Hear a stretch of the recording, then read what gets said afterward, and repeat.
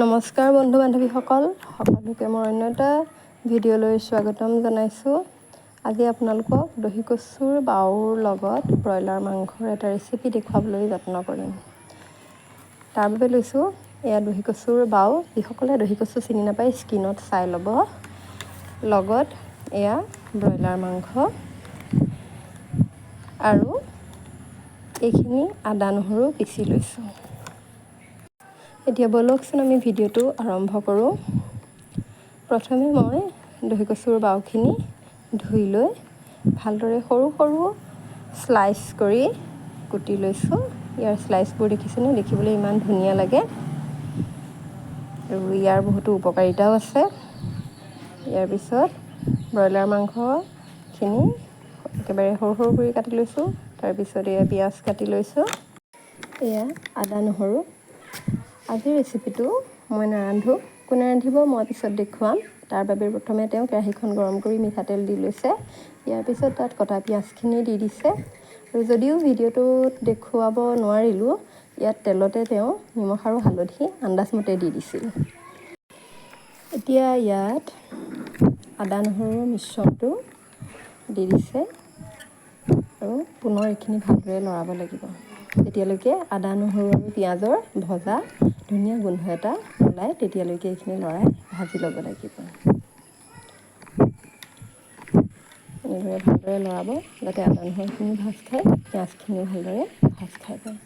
পিঁয়াজ আৰু আদা নহৰুৰ মিশ্ৰণটো ভালদৰে ভাজ খাই এইদৰে গল্ডেন ব্ৰাউন কালাৰ হোৱাৰ পিছত তাত কেইটামান গোটা জালুক দি দিছে। এইদৰে তেলত গোটা জালুক দিলে পিছত খাওঁতে তাৰ এটা সুকীয়া টেষ্ট পোৱা যায়। সেইকাৰণে আমি ইয়াত গোটা জালুক দিছোঁ, আপোনালোকেও এনেধৰণেৰে দিব। জালুককেইটা তেলত কিছু সময় এইদৰে লৰোৱাৰ পিছত ইয়াত মাংসখিনি এড কৰি দিছে। মাংসখিনি দিও এতিয়া ভালদৰে লৰাব লাগিব। মাংসখিনি দিয়াৰ পিছত ভালদৰে লৰাই থাকিব লাগিব যাতে মাংসত পিঁয়াজ আৰু আদা নহৰুৰ মিশ্ৰণটো ভালদৰে সান খাই যায়। এনেদৰে লৰাই থাকিব আৰু তেতিয়া তলত লাগি ধৰাৰ সম্ভাৱনাও নাথাকে আৰু গেছটো মিডিয়াম ফ্লেমত ৰাখিব আৰু এখন ঢাকন মাৰি 4-5 মিনিটমান সময় মিডিয়াম ফ্লেমতে মাংসখিনি ভাজ খাবলৈ দিব। প্ৰায় 5 মিনিটমানৰ পিছত এয়া মাংসখিনি দেখিবলৈ কিমান সুন্দৰ লাগিছে আৰু ভাজ খায়ো গৈছে। এতিয়া ইয়াত কাটি ৰখা দহি কচুৰ বাওখিনি কমকৈ দি দিব লাগিব।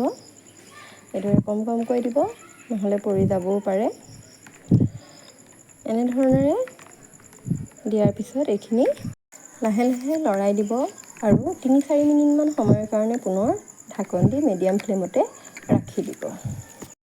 প্ৰায় 4 মিনিটমানৰ পিছত এয়া দেখিছেনে কচু বাওখিনি ধুনীয়াকৈ জমি গৈছে আৰু মাংসখিনিও সিজি গৈছে। এতিয়া এইখিনি আমি ভালদৰে লৰাই দিম। এনেধৰণেৰে ভালকৈ গোটেই মাংসখিনি চব্জিখিনি লৰাই দিব। লৰাই দিয়াৰ পিছত ইয়াতে এতিয়া আমি মছলা প্ৰয়োগ কৰিম। ইয়াতে ধনিয়া পাউডাৰ দিছে। আপোনালোকে গোটা ধনিয়া বা অন্য মছলাও পিচি দিব পাৰে। আমি ধনিয়া পাউডাৰেই দিছোঁ আৰু এয়া মিট মছলা দিছোঁ। আৰু যদি আপোনালোকে তৰকাৰী কালাৰটো ৰঙা হোৱাটো বিচাৰে তেন্তে কাশ্মীৰী মিৰ্চ দিব পাৰে। আমি সাধাৰণতে ঘৰত খাবৰ কাৰণে নিদিয়াকৈয়ে ৰান্ধোঁ। ভিডিঅ'ৰ আৰম্ভণিতে মই আজি ৰেচিপিটো নাৰান্ধো বুলি কৈছিলোঁ। আজি ৰেচিপিটো ৰন্ধা ব্যক্তিজন হৈছে এইজন। তেওঁ মোৰ হাজবেণ্ড হয়। তেওঁ পেছাত এজন উকিল, কিন্তু মাছ মাংস বা যিকোনো চব্জিয়ে খুব টেষ্টফুলকৈ ৰান্ধিব পাৰে। ভালদৰে লৰাই ঢাকন দি ৰখাৰ পিছত পুনৰ ঢাকন খুলি ইয়াত পানী দিছে। পানী আপোনালোকে মানুহ যিমান সিমান পৰিমাণৰ পানী দিব, মানে প্ৰয়োজন অনুসাৰে দিব। পানী দিয়াৰ পিছত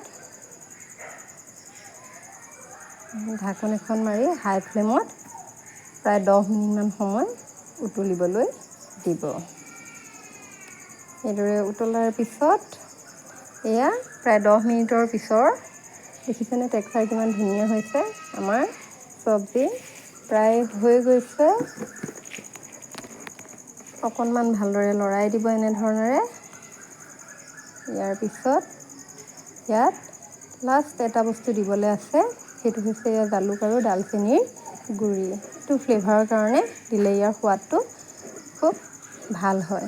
তাৰপিছত অকণমান সময় লৰাই দিব। দিয়াৰ পিছত আপোনালোকে গেছটো চিমত থৈ ঢাকোন মাৰি থ'ব পাৰে কিছু সময়, নহ'লে একেবাৰে গেছটো অফ কৰি ঢাকোন মাৰি ৰাখি দিব পাৰে। ইতিমধ্যে আমাৰ ৰেচিপিটো পৰিৱেশন কৰিব পৰা হৈছে। যদি আপোনালোকে মোৰ ভিডিঅ'টো ভাল পালে তেন্তে লাইক কৰিব, কমেণ্ট কৰিব আৰু প্লিজ চেনেলটো ছাবস্ক্ৰাইব কৰি দিব আৰু ন'টিফিকেশ্যনবোৰ পাবৰ বাবে বেল আইকনটো দবাই দিব। আজিলৈ আহোঁ, ধন্যবাদ।